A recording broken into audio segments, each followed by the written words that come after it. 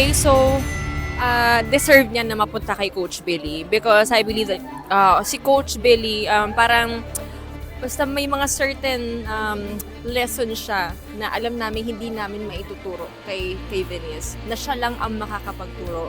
So, happy kami and of course ako happy din ako na sa kanya napunta si Venice. So, di parang parang wala na kahit nag-aagaw-agawan kami, masaya pa din no? Kasi it's a healthy competition really between all of us coaches. Tsaka everyone's having fun. Yun naman talaga napaka-importante. Parang we're not really, taking it to a personal level naman kasi hindi naman kami ganun. But, working with Stella, of course, and Coach Billy. Given naman na yun kasi naka-work ko na sila I think we were my co-coaches sa The Voice Generations. But working with Coach Pablo, refreshing siya kasi, bagong coach. And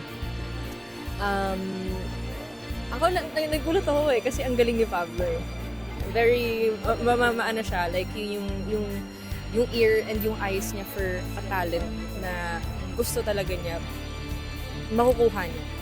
Because may sarili siyang style, may sarili siyang strategy.